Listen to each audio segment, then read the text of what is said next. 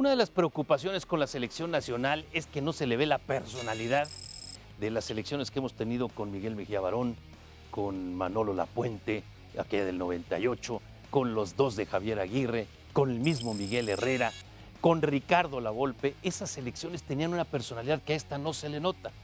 Por si fuera poco, Juan Carlos Osorio vive de resultados de CONCACAF, de partidos amistosos, de partidos moleros, pero en los partidos grandes se queda ahí, se queda en su techo. No es que no olvidemos lo del 7-0, es que no lo alcanzamos a rebasar en partidos que definen. Nos está vendiendo humo Juan Carlos Osorio. Y por si fuera poco, en la mesa que vamos a analizar el día de hoy con nuestros invitados, los equipos grandes del fútbol mexicano realmente son grandes. Vamos a verlo con números. Y la Liga MX, por otro lado, nos presume extraordinarias entradas con este tema de los más de 200 jugadores no nacidos en México en nuestra liga. Acompáñenos, va a ver, se va a divertir.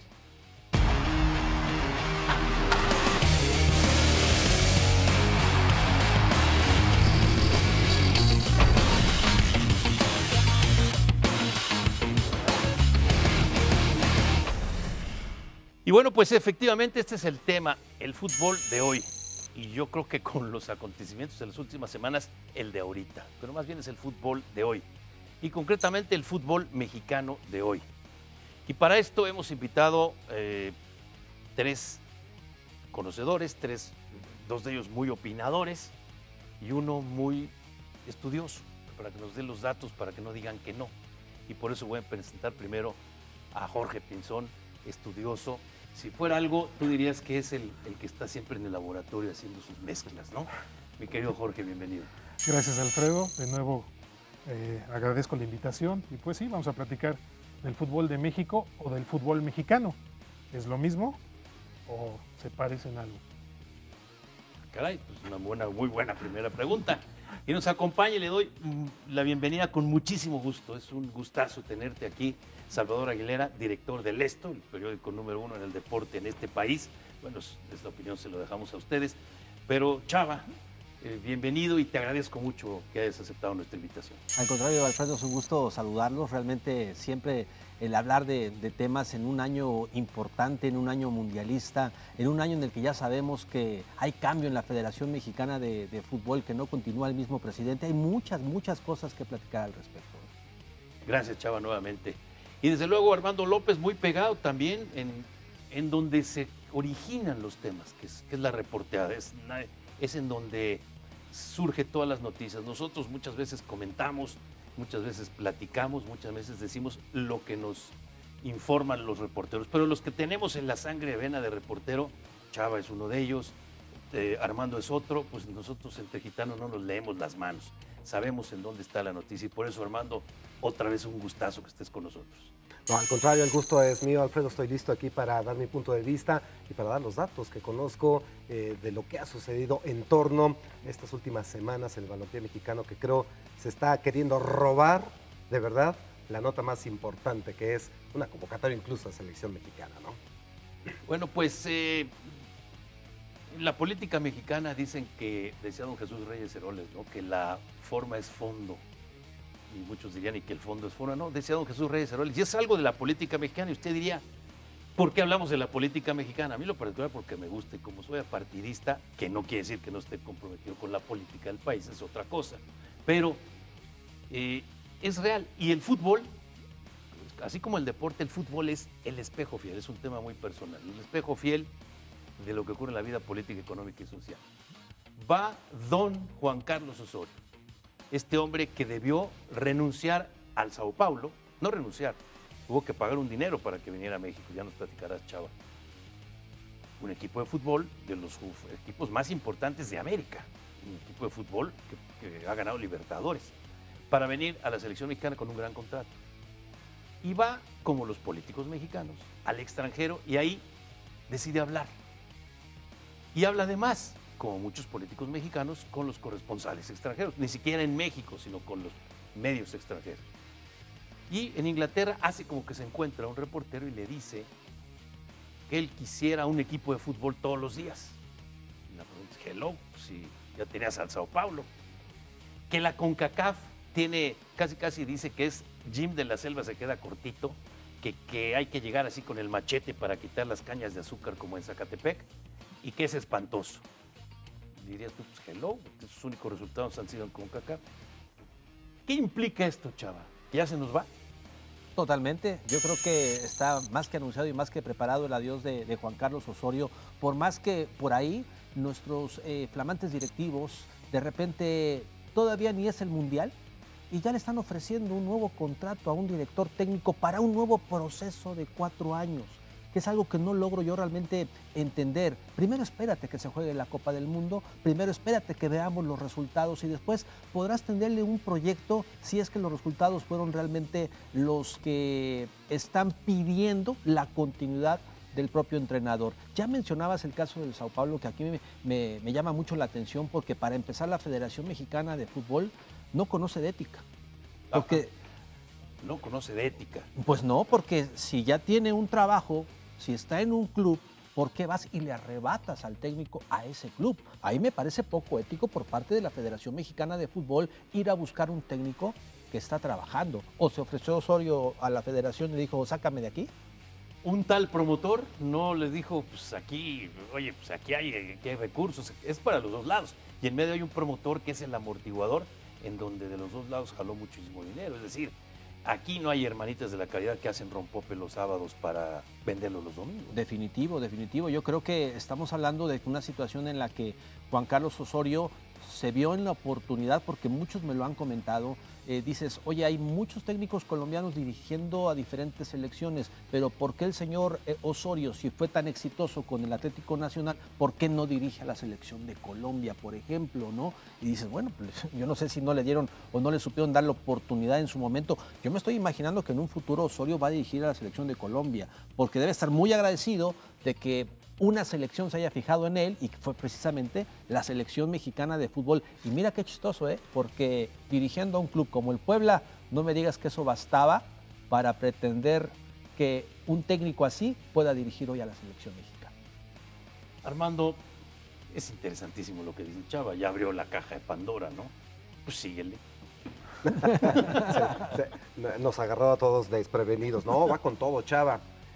Lo que está haciendo actualmente Osorio es lo que quizás hizo precisamente durante el Sao Paulo, buscar esa oportunidad, abrirse la puerta, que los promotores le empiecen a promover en otras latitudes. Él sabe perfectamente y está consciente de que la situación es muy complicada para Rusia 2018. Él ya cumplió con lo que tenía que cumplir y lo ha dicho abiertamente. A mí me trajeron para calificar rápido, sencillamente, y lo logró. Lo de los torneos adicionales, parece que eso no está hablado, parece que no está en el contrato. Fíjate, escupe al cielo, ¿no? Porque al final de cuentas es esto. Juan Carlos Osorio escupe al cielo y traiciona hasta si es que hay principios. Porque al final de cuentas, él ha tenido resultados en CONCACAF, en esas canchas que él critica, que además no es nuevo, le ha pasado a todos.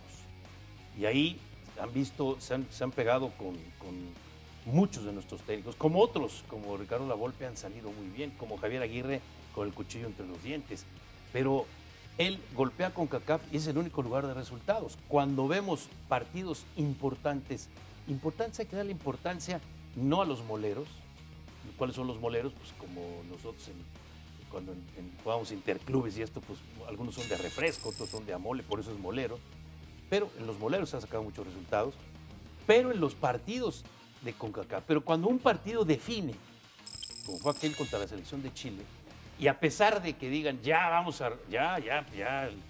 supéralo, ¿por qué no superamos la situación de Chile? Porque fue nuestro tope. Llegamos 7-0 con Chile, 7-0 con Chile, 7-0. ¿Por qué? Porque Alemania en 10 minutos no nos metió más que 3 goles en 10 minutos. Porque cuando hubo que jugar un partido también por cualquier desenlace, lo perdimos. Es decir, con los partidos que definen sus jugadores se pierden. Este es el punto. ¿Escupe al cielo o no Juan Carlos Osorio? Por supuesto que lo está haciendo, y lo digo abiertamente, y lo digo por la gente que le rodea y que no es de muy su agrado, sin importar que esté cercano a él. Mucha gente que tiene Juan Carlos Osorio que no congenia con su forma de trabajo, y esa gente es la que ha reconocido que Juan Carlos Osorio lamentablemente pues está pensando en otra cosa en este momento. ¿Esa gente le podemos poner nombre y apellido? No. No, prefiero no ponerle ahorita. No, prefiero no Sí, sí, ahorita, sí, de bien, verdad. bien, bien, ¿Por ¿no? qué? Porque si no se nos acaba esa fuente de información. No, ¿eh? no, no. Y viene lo más Y importante. los periodistas tenemos siempre nuestra... No utilizo ahorita a Jorge. ¿Querías opinar algo, Jorge? ¿O darnos un dato duro? Sí, bueno, yo creo que se está curando en salud. Viene una Copa del Mundo dificilísima para México. Alemania, Suecia, Corea del Sur, que dicen que es el débil, puede ser también una salida rápida al problemón que se viene en la Copa del Mundo. Qué raro que lo hace ante la prensa extranjera, que no tuvo la cara ante los medios mexicanos para decir sus objetivos, la problemática, cómo se va a resolver enfrentar estas elecciones, qué se va a hacer después de la Copa del Mundo. Se acaba de dar un cambio en la presidencia de la Federación Mexicana de Fútbol. ¿Qué va a pasar después de Rusia? Es un problema que todo el mundo le está dando la vuelta, no lo quieren tratar hasta ahorita, ¿eh? Chava, tú y yo hemos platicado muchas veces en viajes, en giras, Sí. nos hemos reído y a veces aguas que nos están atacando en Centroamérica y hemos muchísimas cosas, pero efecto dominó. Juan Carlos es una suposición, pero si tiene pico de pato, grazna como pato, nada como pato y plumas de pato, casi seguro que es un pato. Lo de el tema de Decio de María, pues ya muchos ya lo habíamos hasta platicado entre nosotros. Ya terminó su ciclo, este ciclo ya terminó, y ya después se juzgará. Lo de John de Luisa ya también se veía, yo suponía que se iba a brincar a la federación, iba a pasar a FIFA con CACAF con el tema del Mundial, pero se queda en Federación Mexicana de Fútbol. El tema de Juan Carlos Osorio que no gusta a tantos. El club de Toby que ha formado Juan Carlos Osorio, ¿en qué sentido? Pues yo los escojo a ustedes tres para jugar un partido de fútbol, pero nada más puede jugar uno, pero no se preocupen. Como a los otros dos también son de mis cuates, o más que mis cuates, de mi grupo, pues los pongo a jugar y todos jugamos y todos somos felices y entonces por eso todos hablamos muy bien. Se va Decio de María, con él se va Guillermo Cantú y con él se va Juan Carlos Osorio, así como efecto dominó. Viene John de Luisa, trae a Miguel Herrera, lo único que me falta es el del medio, chavo. Pero se ve como una ecuación ya muy cocinada. Así es. Sí, totalmente. A mí me parece, mencionaste varios puntos, ¿no? Inicialmente lo que ellos mencionaban, yo soy de los que piensa que después de ese 7-0 frente a la selección de Chile, se desapareció un mes se desapareció Juan Carlos Osorio para enfriar las cosas, pero si hubiera sido un técnico mexicano lo hubieran llamado y inmediatamente le dan las gracias y llégale, ¿no? A un técnico mexicano. A Osorio lo quisieron mantener, le dieron todo el apoyo para que continuara con este proceso. Hoy se ve más claro la situación, creo que es definitivo. Juan Carlos Osorio, yo no sé si pueda llevar a México más allá de la fase de grupos. Yo soy de los que tiene la duda, Alfredo, te lo digo claramente y lo digo en estos momentos. Yo no creo que la selección mexicana pueda ser capaz de superar en esta ocasión la fase de grupos, así me digan que estamos hablando de la mejor generación de futbolistas de muchísimo tiempo.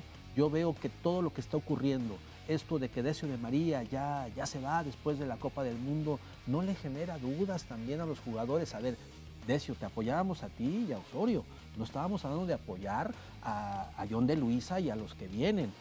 ¿Qué les vamos a entregar al final de esta Copa del Mundo? ¿Una clasificación de un quinto partido o les vamos a entregar el fracaso de los últimos mundiales de no clasificar? Bueno, pues ese es el tema, qué rápido se nos fue el primer bloque, ese es el tema. Y vamos a analizar este grupo que le tocó al equipo mexicano desde el punto de vista de la selección que tenemos, con otros que parecían imposibles y con otros que nos hemos acostumbrado, en el buen sentido de la palabra, a que México supera primeras rondas. Está calientito esto, si le parece no se vaya, regresamos.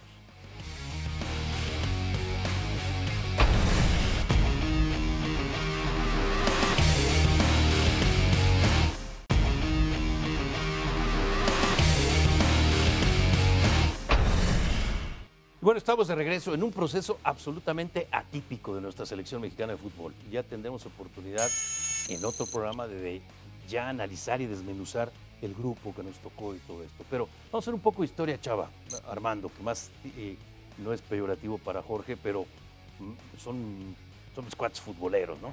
Pero vamos a hacer un poco de historia. Nosotros regresamos, en 1986 el equipo mexicano hace un buen mundial.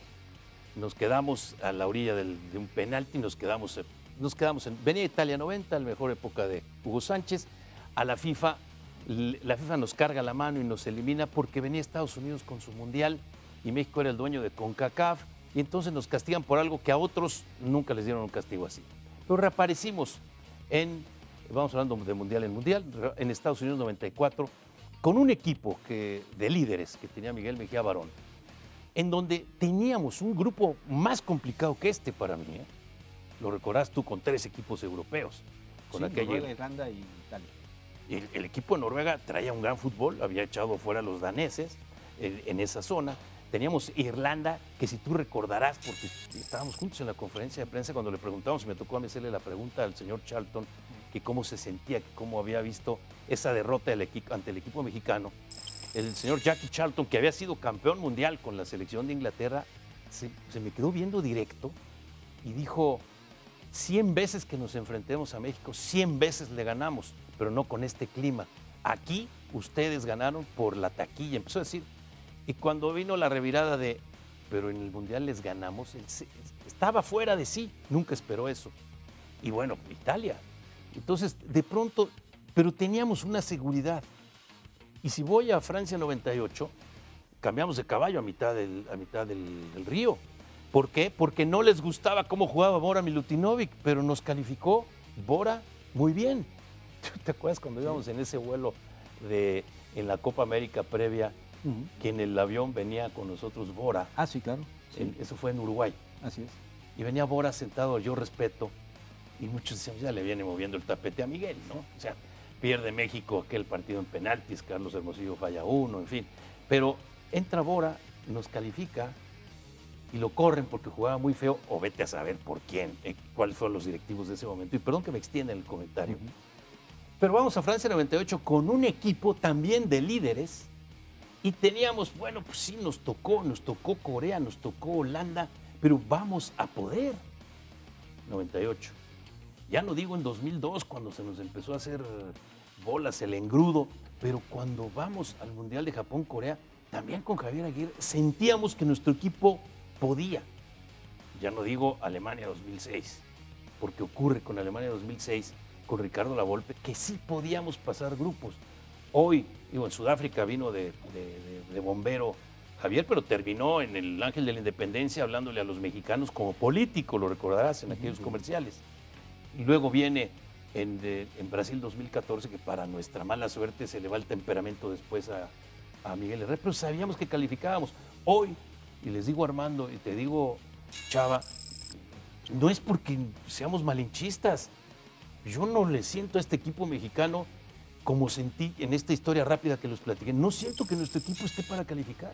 Totalmente de acuerdo. Yo creo que estamos hablando de una época de jugadores y de una época también de directores técnicos con una personalidad importante, porque mencionaste a Lapuente, por ejemplo, mencionaste a otros entrenadores que definitivamente han hecho algo importante en el fútbol mexicano. Ahí está. Nos guste o no, Ricardo Antonio Lavolpe como estratega, a mí me parece que es una estratega importante que se haya planteado los partidos.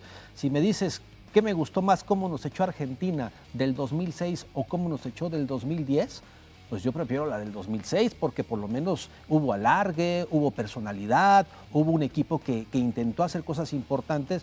Y ¿cómo nos echa Argentina del 2010? Errores de los jugadores, desconcentración total y absoluta. Hay muchas cosas que contar de todo ese recuento.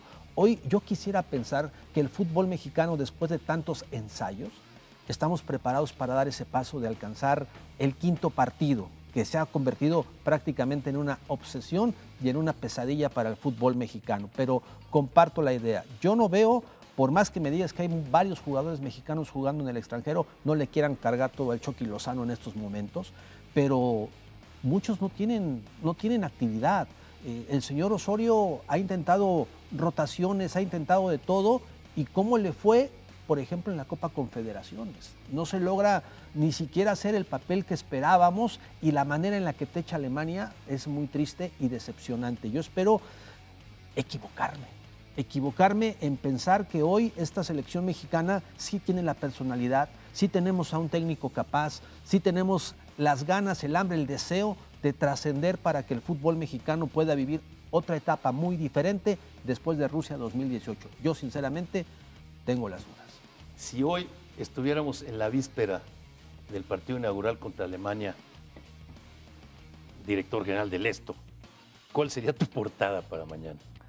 Mira, yo lo vería como la gran oportunidad, porque Alemania, México la enfrentó muy bien en el 98, que se hace el recuento. Alemania nos elimina del 98, pero ¿cómo nos eliminó? Yo creo que con una selección que quiso, que llegó a tener la posibilidad de marcar aquel gol de Luis Hernández, y entonces cambiaba el panorama para los alemanes. Pero también fue rival de México en el 86. ¿Y cómo siguió adelante Alemania? Pues porque no falló los penales. Entonces, ahí hay una serie de escenarios contra la selección de Alemania. Es decir, México ya entiende y sabe lo que significa jugar frente a los alemanes. Yo creo, y esto lo veo como una gran oportunidad, recientemente la Copa Confederaciones. Hay idea de cómo jugarle a Alemania. Yo creo que México puede no sorprender, simple y sencillamente buscar sacar ese punto o esa diferencia que tal vez Corea o Suecia no vayan a poder. ¿Por qué? Pues porque México está arrancando con el partido más complicado.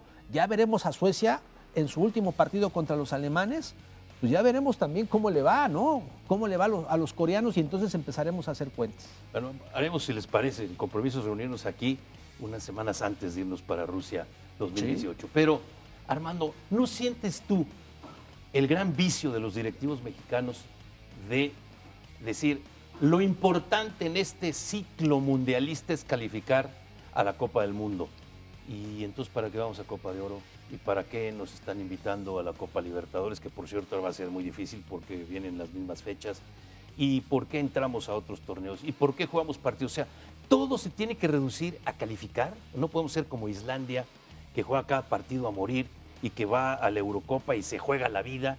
Tenemos que ser siempre los que planeamos todo, o eso es mercadotecnia. ¿Cuál es tu punto de vista en esto? Que no es un vicio, Alfredo. Yo creo que es ya un modus vivendi, un objetivo permanente y a largo plazo, mientras los hilos de la Federación Mexicana de Fútbol sean movidos por una empresa que tiene como un fin lucrar con el deporte, con la misma selección nacional mexicana, que es el negocio deportivo en nuestro país, por excelencia, que es lo que deja más millones de dólares en las arcas. Por lo tanto, no me parece un vicio, sino el objetivo. Y el objetivo, mientras esté cumplido, no importa cómo sea, pero hay que llegar. Y en esta ocasión, sanamente, entre comillas, llegamos a cumplir ese objetivo. Y es lo que hay que venderle a la gente, ¿no? Cuando se dio a conocer que el Mundial a partir de 2026 va a ser de 48 selecciones, ¿quiénes fueron los que protestaron? ¿Quiénes fueron los que dijeron esto atenta contra el espíritu deportivo? Porque se va a hacer más tedioso la primera fase, quizá la ronda de 16,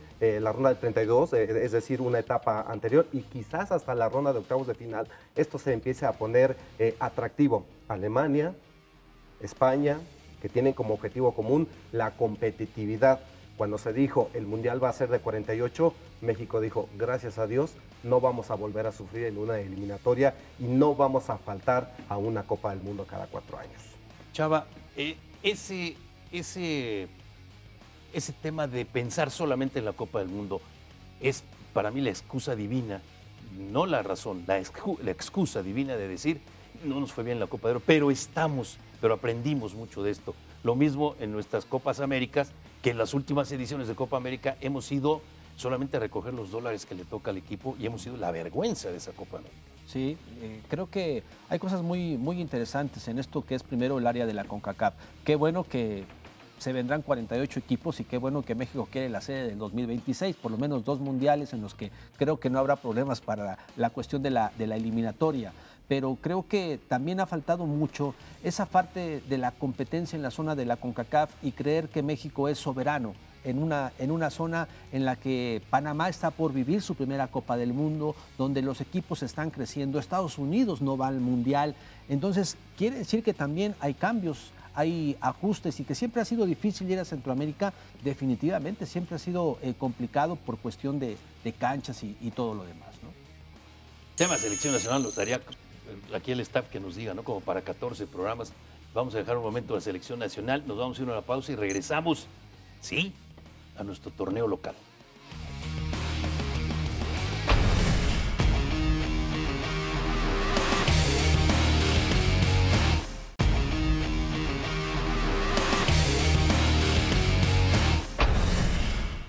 Y estamos de regreso y vamos a dar un giro de 180 grados dentro de nuestro mismo fútbol y vamos a nuestra Liga MX, nuestro ascenso MX, la primera y la segunda división, ¿no? Vamos a como realmente debe encontrarse y conocerse.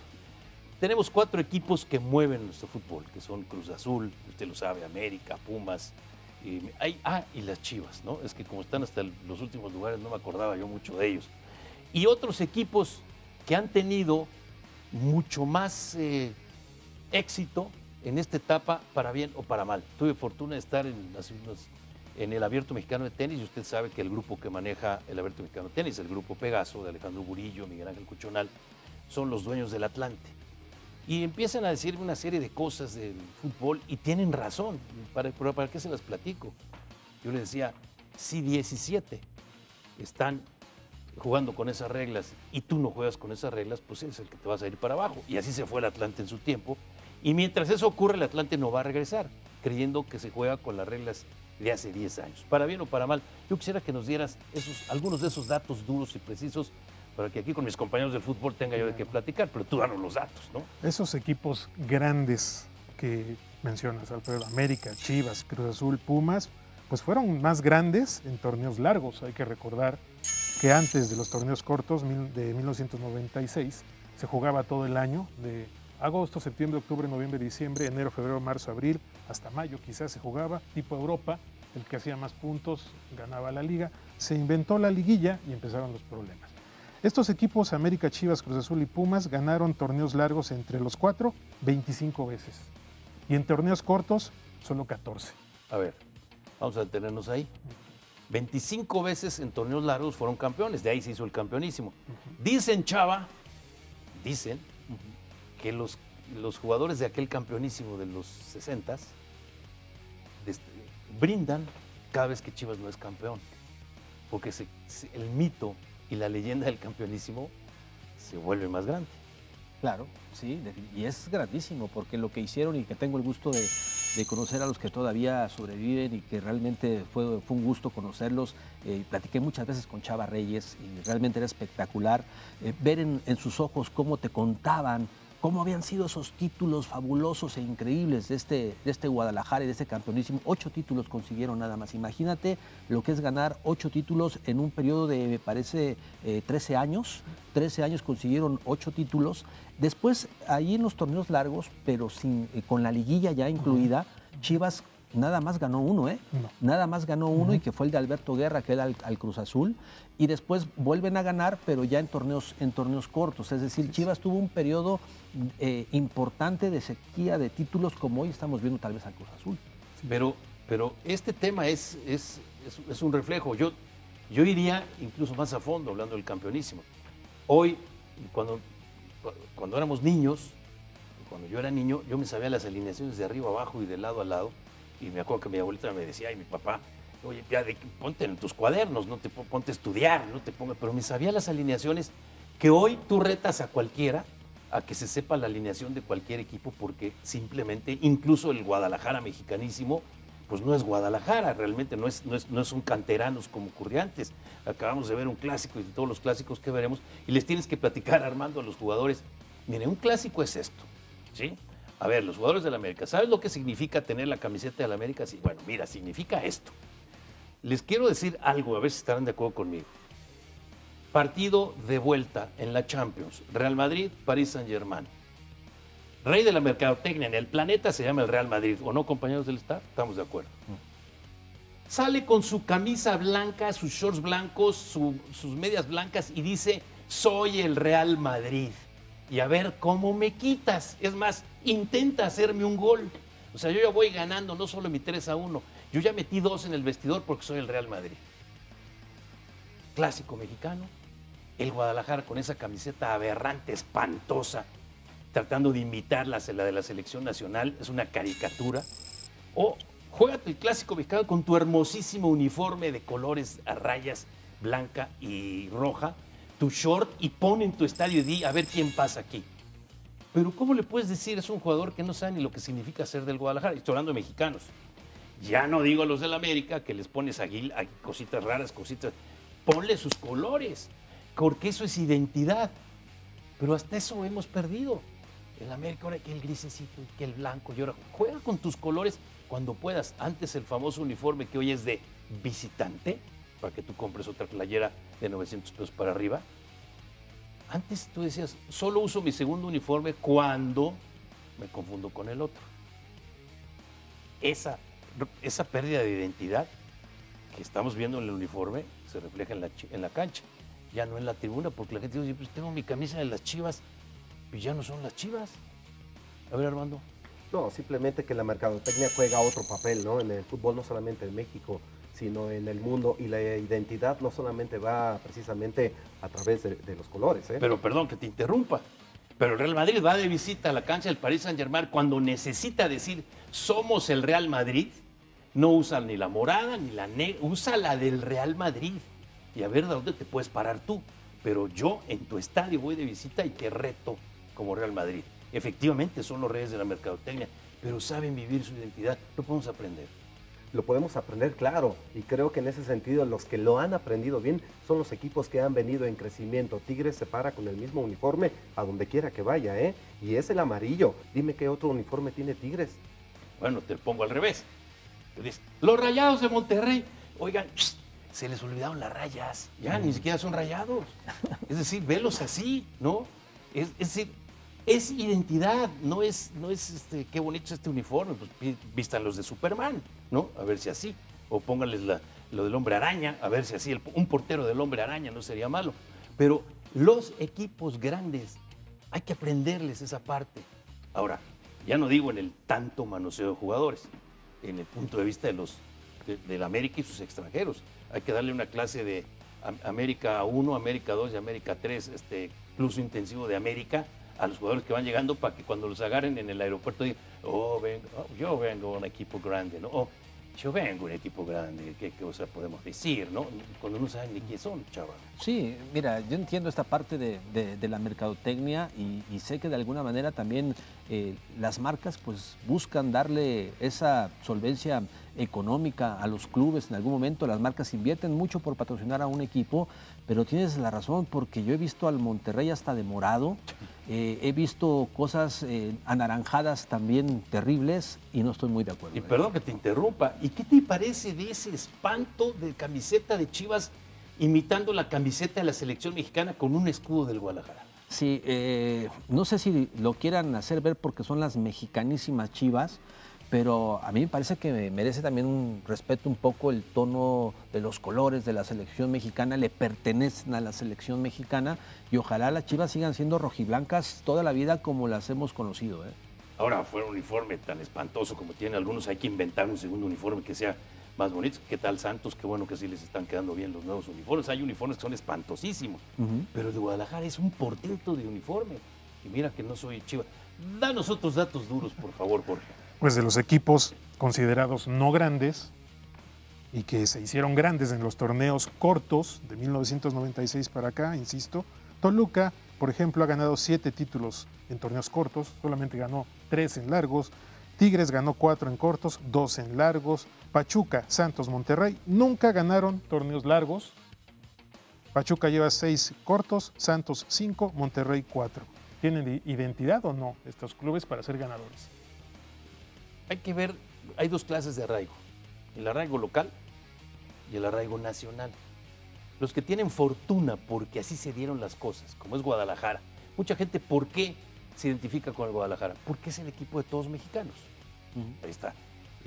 Han llegado al exceso de a quien tiene doble pasaporte de padres mexicanos que nace en Estados Unidos, lo quieren así como ¿cómo le hacemos para que digan que traigan a la abuelita Coco para que les diga si tiene alguien nada más aquí cerquita o algo, ¿no? Pero el tema de esa parte de la identidad, los locales, por ejemplo, Toluca es un equipo que ha sabido mantener su arraigo local y que de pronto levanta la mano Toluca con mucha justificación diciendo, oiga, háganos caso, somos un equipo ganador. Y ya no digo, Pachuca es un equipo local, lucha por ser nacional. Monterrey y Tigres, por más que nos digan, y miren que conozco mucho a la gente de Monterrey y voy mucho a Monterrey, pasas el Cerro de la Silla y ya son un equipo más, pero que tú quieres ver en tu cancha como visitante. Es decir, ahora ¿quién te llena estadios? Viene Tigres, viene Monterrey, vamos a ver buen fútbol, chava. Mira, cuando hablábamos de ese Toluca maravilloso que mencionaba y de la mano de un técnico como Enrique Mesa y un equipazo que tenía realmente con un goleador como Pepe Cardoso, que hoy tiene Tigres un goleador como Guiñac, ¿qué va a pasar el día que se vaya el Tuca Ferretti? Porque esos títulos que tiene Tigres solamente los han ganado con 2 directores técnicos, con Carlos Miló, que en paz descanse, y con Ricardo el Tuca Ferretti. Es decir, puedes hacer un equipo de época, pero el Toluca hoy, dime si no quiere un título y no lo puede conseguir. Es que ese que estás diciendo es esencial. Eso es hasta mágico. Aquel equipo que hizo Toluca, en donde todos, y veíamos a jugadores brillantes, ¿no? Con una media cancha extraordinaria, ¿no? Con un David Rangel que recuperaba balones y que le decía, Fabián, ahí está, para que Fabián le dijera, ábrete por allá y a ver dónde está Cardoso y dónde está Bundis. Pero era un equipo efectivamente formado y no invertía lo que hoy se invierte al final de cuentas, pero eran reglas del juego.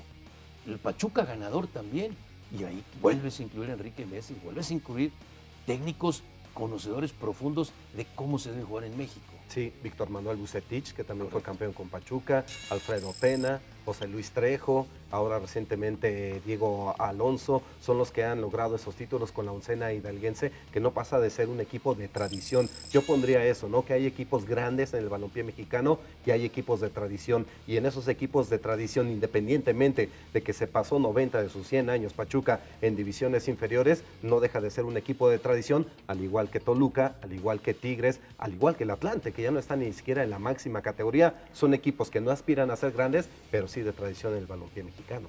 Pero al final de cuentas, los que están poniendo la muestra son los que tú acabas de mencionar. Ahora, ¿quieren ganar un título?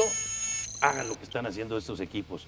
No, pues todos quieren ganar un título, pero si quieren jugar con esas reglas, como yo les decía a mis amigos del Atlante, esas son las reglas del juego. Había 2 sopas, se nos acabó la de fideos. Vamos a una pausa, regresamos.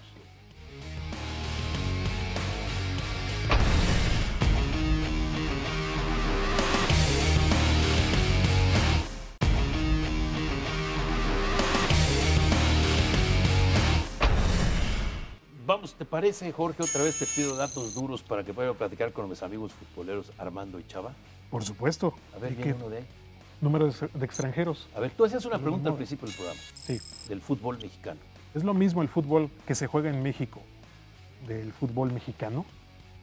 A ver, un argumento que te pueda sostener eso. El fútbol mexicano son el jugador que está por equipo en primera división y los que están en la banca en Europa.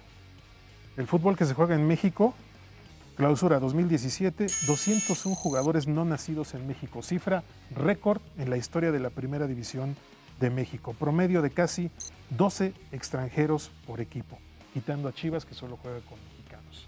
A ver, repetimos esa cifra, 201 jugadores no nacidos en México. Que no quiere decir un jugador que sí se naturalizó. Yo respeto mucho a los naturalizados porque mi mamá venía del Perú y le costó 15 años y 6 hijos mexicanos para que le dijeran, ok, ya sabe usted, ya está, ¿no? Mi abuelita sí se defendió, pero mi mamá no. Yo respeto mucho al que se naturaliza con las condiciones que mi mamá y con muchísima gente lo ha hecho y que adopta nuestra nacionalidad con ese mismo amor y con ese mismo fervor. Ya los que lo hacen por jugar al fútbol, difiero mucho, pero 201 extranjeros, ¿qué promedio dices? 12 por equipo, quitando a Chivas. Es decir, quitas a Chivas, traes 12 extranjeros al que hay que pagarle. Yo escuché una cifra que para mí es aterradora, que Cruz Azul, que 35 jugadores de Cruz Azul, que están todavía con posibilidades de jugar, están prestados o movidos a otros equipos, Chava.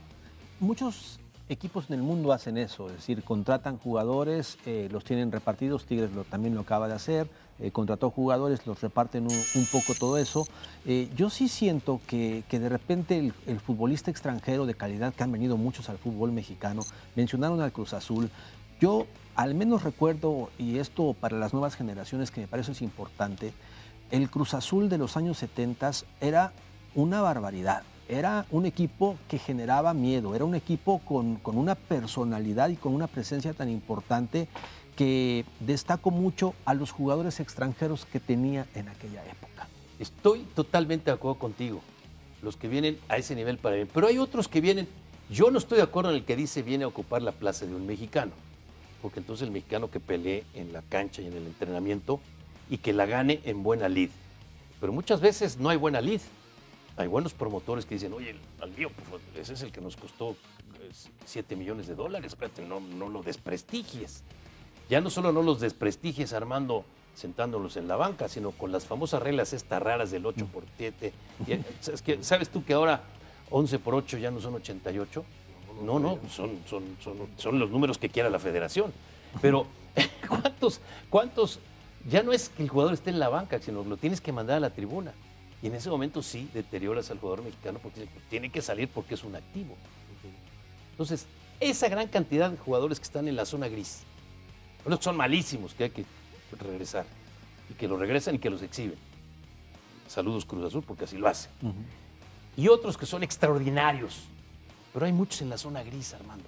Sí, como por ejemplo Veracruz, que ha tenido en 2 torneos más de 40 jugadores extranjeros en esta lucha que tiene por intentar salvarse del descenso. Esto parte de un objetivo que alguien le vendió a los dueños de la Federación Mexicana de Fútbol, y ese alguien se llama Enrique Bonilla, que en una comidita de fin de año con la gente de la Liga MX les dijo, pues si para que la Liga MX sea totalmente atractiva necesito llenarla de extranjeros, a mí no me interesa que no haya mexicanos en esta liga. Y entonces han comprado esa idea de que para que el fútbol en nuestro país sea espectacular y atractivo para el aficionado, pues hay que traer extranjeros. ¿Quiénes se ven beneficiados? Precisamente los que traen a los jugadores extranjeros y que sacan ese dinero de las empresas, porque al final de cuentas son empresas, sacan ese dinero de las empresas al colocarlos por un costo por arriba del real que tienen los jugadores, ¿no?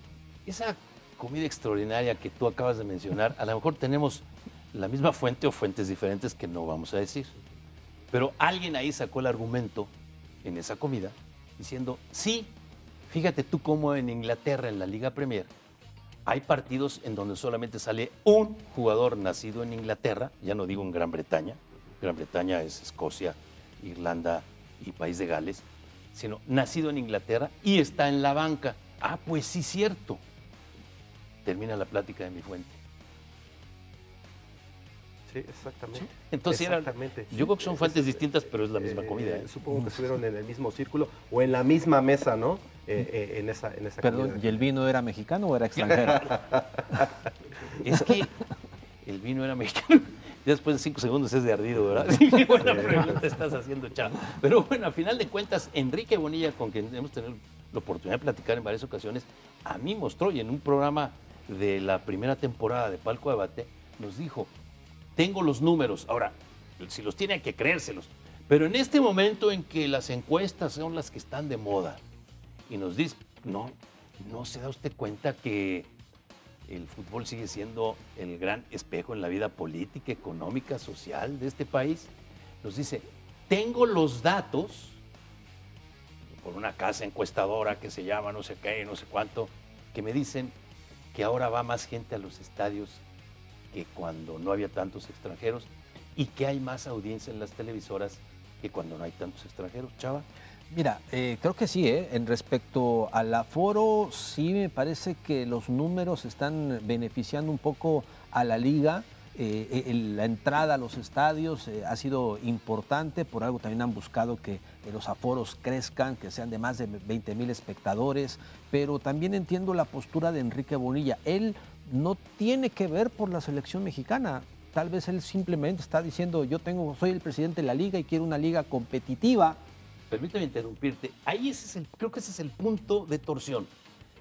La Liga MX, con la primera división del fútbol mexicano, con su segunda división y sus asegúnes, es una liga a la que los 18 dueños del balón le dicen, yo no sé cómo le haces, pero me tienes que buscar la forma en que yo recupere la inversión de jugadores y de equipos.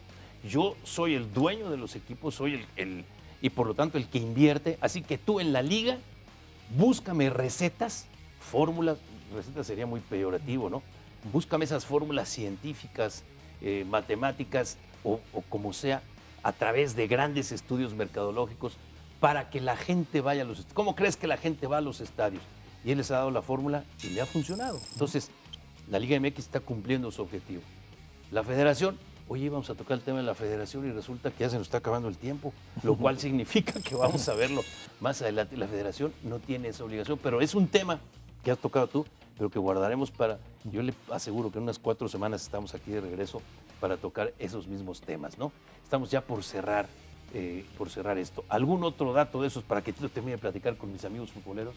El sistema de competencia que ha beneficiado, ¿no? Por ejemplo, a Cruz Azul, tan criticada la máquina celeste. Tomemos en cuenta que Cruz Azul ha sido el equipo, junto con Toluca, que más puntos ha hecho en años calendarios. Permítame que te interrumpa. Dime, ¿cuántos torneos, tienes los datos, cuántos torneos hubiera ganado Cruz Azul sin Cruz Azulear? Que, perdón la expresión, pero ya está puesta en los diccionarios. Bien. ¿Cuántos torneos hubiera ganado Cruz Azul si hubieran sido torneos largos? ¿Hubiera ganado alguno? 5. Billy Álvarez. Pero todos quieren liguilla, ¿no?